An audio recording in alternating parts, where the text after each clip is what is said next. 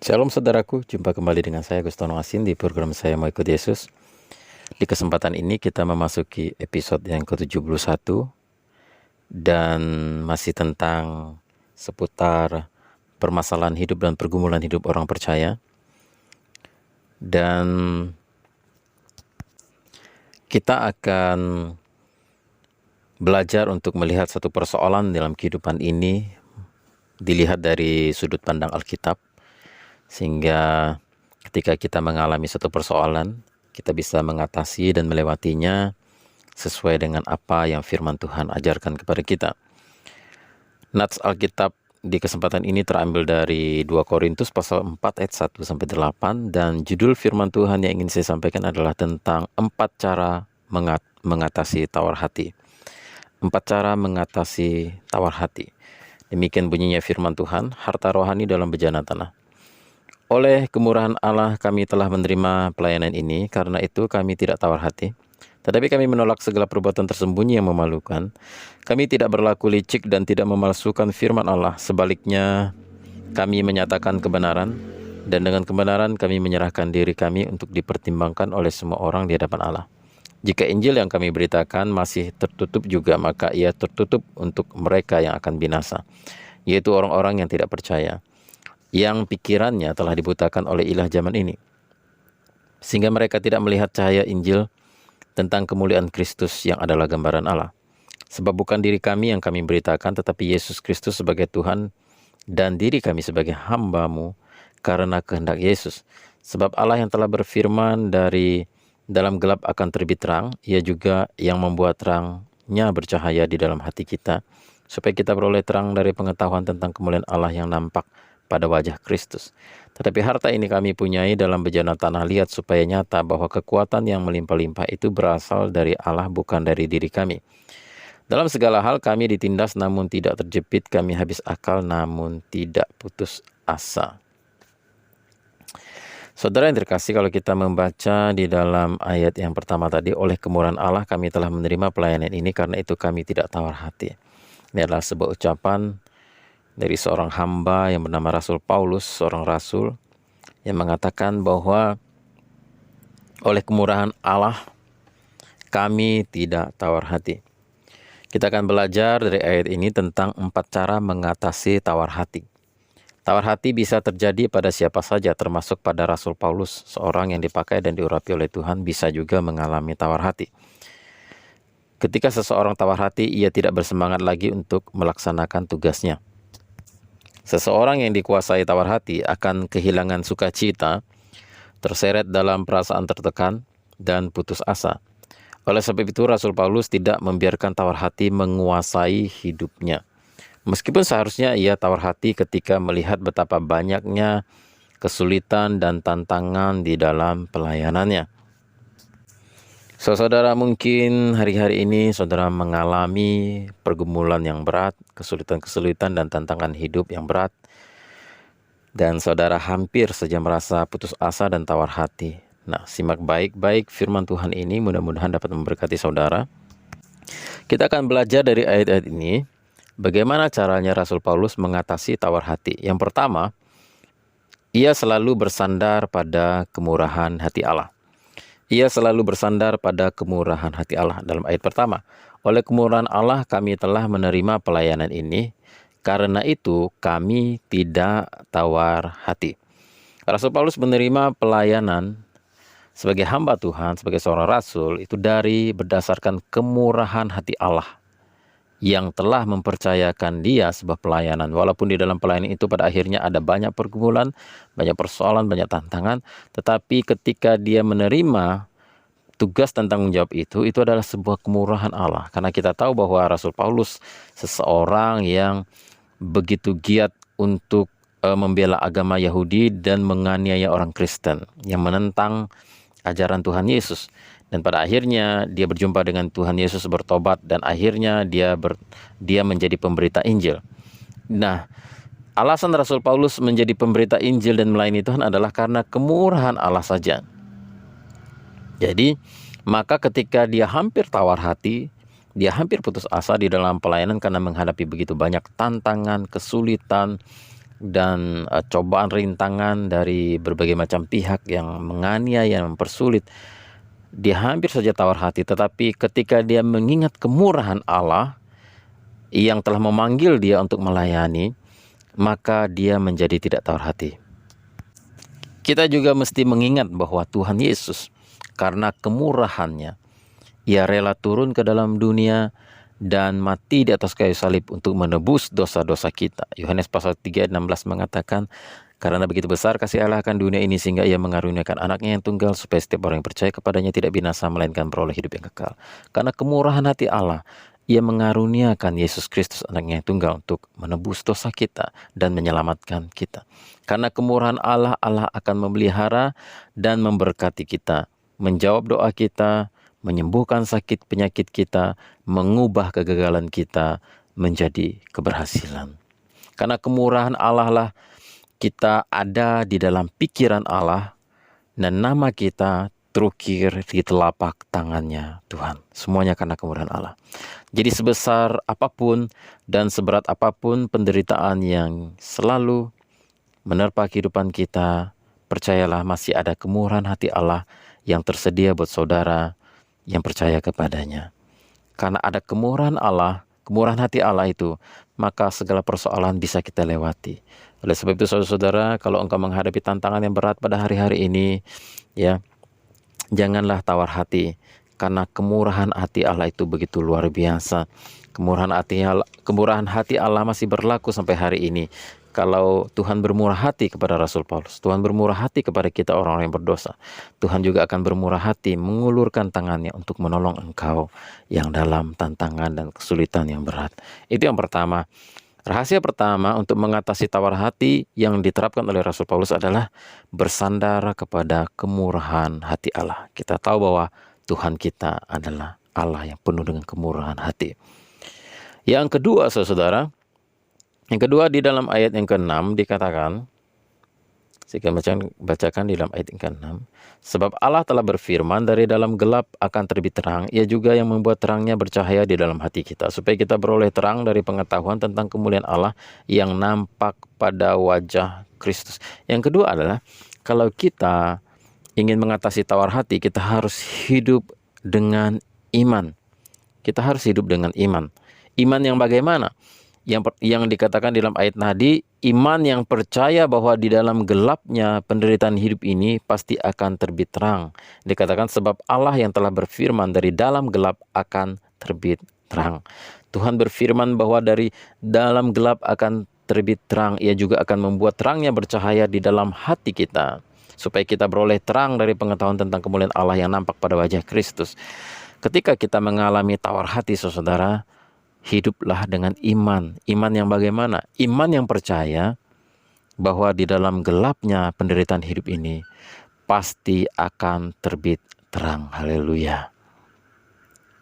Dalam 2 Korintus pasal 4 ayat 8 sampai 9 mengatakan begini. Dalam segala hal kami ditindas namun tidak terjepit. Kami habis akal namun tidak putus asa. Kami dianiaya namun tidak ditinggalkan sendirian.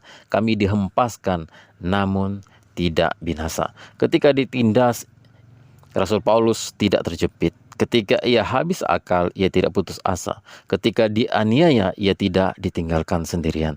Ketika dihempaskan, ia tidak binasa. Artinya begini, saudara, dalam kesulitan seperti apapun yang membuat saudara terjepit dan seperti tidak ada jalan keluar lagi, saudara, kalau engkau hidup di dalam iman kepada Kristus, percayalah bahwa di dalam gelapnya persoalan yang kau hadapi itu pasti ada terang yang bercahaya yang membuat engkau tidak akan putus asa. Ya, di dalam kesendirian, di dalam kesepian, di dalam dihempaskan oleh persoalan yang berat, kegagalan-kegagalan, kita tidak akan pernah dibiarkan jatuh tergeletak dan binasa. Karena di dalam kegelapan yang kita alami itu akan terbit terang. Saudara, percayalah bahwa di dalam penderitaan saudara, di dalam gelapnya kehidupan ini pasti akan terbit terang dari Kristus. Dengan kata lain, Rasul Paulus selalu melihat ada titik terang ketika ia diperhadapkan pada situasi yang sulit sesulit apapun.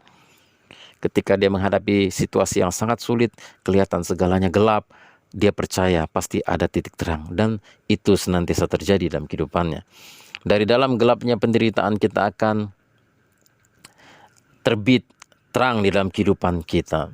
Sebab terang itu adalah Tuhan Yesus sendiri. Tuhan Yesus berkata dalam Yohanes pasal 8 ayat 12, "Akulah terang dunia." Saudara, iman yang seperti apa yang harus kita miliki? Iman yang percaya bahwa di dalam gelapnya penderitaan hidup kita pasti akan terbit terang, dikatakan dalam ayat tadi. Dan kemudian ayat yang ke-18 dikatakan begini, "Sebab kami tidak memperhatikan yang kelihatan, melainkan yang tidak kelihatan. Karena yang kelihatan adalah sementara, sedangkan yang tak kelihatan adalah kekal." Iman yang harus kita miliki supaya kita tidak tawar hati adalah iman yang tidak terpengaruh dengan situasi yang terlihat. Sebab kami tidak memperhatikan yang kelihatan, melainkan yang tak kelihatan. Karena yang kelihatan adalah sementara, sedangkan yang tak kelihatan adalah kekal. Saudara, kita harus memiliki iman yang tidak terpengaruh dengan situasi yang kita lihat. Jika kita melihat situasi di sekeliling kita, saya ulangi sekali lagi. Saudara, jika melihat pada situasi di sekeliling kita, ya, kita akan menjadi tawar hati. Tetapi kita tidak boleh fokus kepada apa yang kita lihat di sekeliling kita saja. Kita harus memandang kepada Tuhan. Iman kita harus memandang kepada Yesus Kristus, Allah yang mengasihi kita, Allah yang bermurah hati, Allah yang peduli kepada kita, dan Allah yang penuh dengan kuasa, dan Dia sanggup menolong. Jadi kalau kita lihat situasi di sekeliling kita, kita akan lemah, kita akan patah hati, dan kita akan tawar hati. Kita lihat bagaimana anak kita masih kecil, suami kita sudah mau pensiun, atau istri kita sakit-sakitan dan membutuhkan banyak biaya untuk berobat, sedangkan gaji kita kecil. Kalau kita lihat situasi seperti itu, akan membuat kita tawar hati di dalam Tuhan. Kalau kita melihat anak kita yang nakal dan tidak bisa berubah-berubah, ya, sedikit lama sudah dinasihati, didoakan dan sebagainya dengan cara keras, cara lembut, tidak bisa diubah, ya, kita akan menjadi tawar hati. Jangan lihat kepada apa yang kelihatan, tapi iman kepada Tuhan. Pandang kepada Yesus, apa yang sanggup Yesus lakukan, bukan apa yang tidak sanggup kita lakukan. Kalau kita hanya berfokus kepada apa yang tidak sanggup kita lakukan, apa yang tidak bisa kita ubah, kita akan tawar hati, saudara. Tapi kalau kita memandang kepada Yesus, apa yang Yesus sanggup lakukan, Ia akan melakukan apa yang tidak sanggup kita lakukan. Nah, itulah iman. Jadi ketika kita mengalami tawar hati, milikilah iman yang percaya bahwa di dalam gelapnya penderitaan hidup ini pasti akan terbit terang. Artinya pasti ada jalan keluar. Dan yang kedua, iman yang harus kita miliki adalah kita jangan terpengaruh dengan situasi yang ada yang terlihat. Iman yang sejati adalah iman yang tidak terpengaruh dengan situasi yang kita lihat. Memang kalau lihat situasi seperti sekarang ini, pandemi virus corona, kita akan mulai tawar hati, kita akan mulai takut, mulai gelisah, cemas dan sebagainya. Tapi jangan lihat kepada situasi ini saja, tapi pandang kepada Yesus. Karena Tuhan Yesus pasti akan memelihara kita. Sebab yang kelihatan adalah sementara, tetapi yang tidak kelihatan itulah yang kekal. Kita bukan hanya fokus kepada apa yang kita lihat di sekeliling kita, tapi kita fokus kepada Yesus Kristus yang kekal. Nah, saudara yang kasih Tuhan, jadi langkah yang kedua untuk mengatasi tawar hati adalah milikilah iman yang teguh, iman yang percaya bahwa dalam gelap pasti terbit terang, iman yang percaya dalam situasi seperti apapun kita tidak terpengaruh dan kita memandang kepada Yesus. Dan yang ketiga, selalu memiliki pengharapan bahwa setiap penderitaan mengerjakan kemuliaan yang kekal melebihi segala-galanya. Dalam ayat 16 sampai 17 mengatakan begini. Sebab itu kami tidak tawar hati, tetapi meskipun manusia lahiriah kami semakin merosot, namun manusia batiniah kami diperbaharui dari sehari ke sehari. Sebab penderitaan ringan yang sekarang ini mengerjakan bagi kami kemuliaan kekal yang melebihi segala-galanya, jauh lebih besar daripada penderitaan kami. Saudara yang ketiga, kalau kita mengalami situasi sulit, jangan tawar hati. Dan bagaimana caranya tidak tawar hati? Kita harus selalu memiliki pengharapan bahwa setiap penderitaan yang kita alami di dalam Yesus mengerjakan kemuliaan kekal yang melebihi segala-galanya. Haleluya. Semakin banyak penderitaan yang kita alami, apalagi penderitaan itu karena mengikut Yesus, maka semakin besar upah yang akan kita terima. Ya, Apa yang dialami oleh Rasul Paulus ketika dia memberitakan Injil dan mengikuti Tuhan Yesus, dia mengalami banyak penderitaan, penganiayaan, disiksa, dilempari dengan batu, dan kemudian dimasukkan ke penjara, dan terakhirnya dia dipenggal. Nah, saudara, penderitaan pun secara fisik yang dia alami itu tidak membuat dia tawar hati. Kenapa? Karena di dalam setiap penderitaannya, di dalam Yesus, karena mengikut Yesus, karena iman kepada Yesus, mendatangkan upah yang besar. Suatu saat nanti dia akan menerima kemuliaan yang Tuhan sediakan buat dia. Semakin sedikit penderitaan yang kita alami karena Kristus, maka semakin sedikit upah yang akan kita terima. Semakin banyak kita menderita karena Kristus, semakin banyak upah yang akan kita terima di dalam Kristus. Kita tidak perlu tawar hati dalam penderitaan, karena penderitaan di dalam Kristus bukanlah penderitaan yang sia-sia, saudara. Bahkan besarnya upah yang kita terima tidak sebanding dengan penderitaan yang kita hadapi. Ya.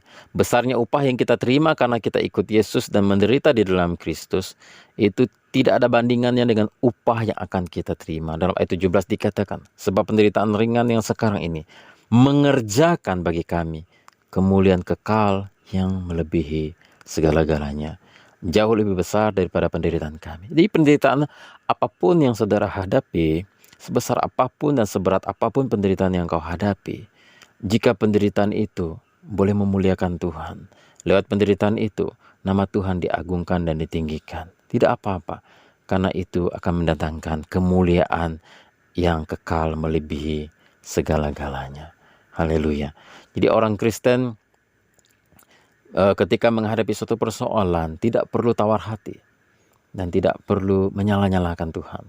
Karena ketika saudara menderita karena ikut Yesus, justru itu adalah kesempatan saudara untuk menerima kemuliaan kekal yang melebihi segala-galanya yang Tuhan sediakan buat saudara. Makin banyak penderitaanmu dalam Yesus, maka makin banyak upahmu di dalam Tuhan. Makin sedikit engkau menderita buat Tuhan, maka makin sedikit upah yang kamu terima dari Tuhan. Ya. Bukan berarti Tuhan senang kita menderita, bukan. Maksudnya adalah penderitaan itu adalah sesuatu yang bisa mengerjakan kemuliaan yang kekal di dalam kekekalan. Ya saudara, inilah sudut pandang Rasul Paulus di dalam dia menghadapi suatu persoalan di dalam kehidupannya.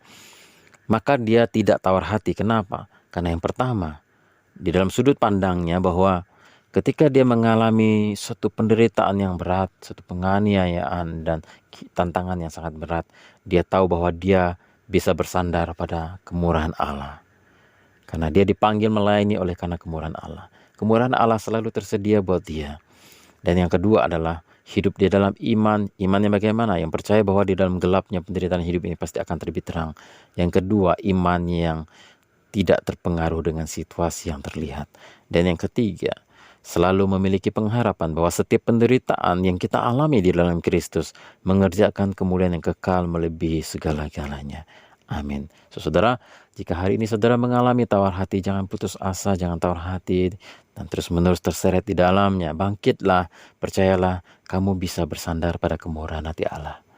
Selalu ada kemurahan Allah yang bisa tempat kita bernaung, bersandar, dan bisa kita mempercayai bahwa masih ada kemurahan Allah yang bisa membuat kita bertahan, kuat, dan bisa mengatasi segalanya. Amin.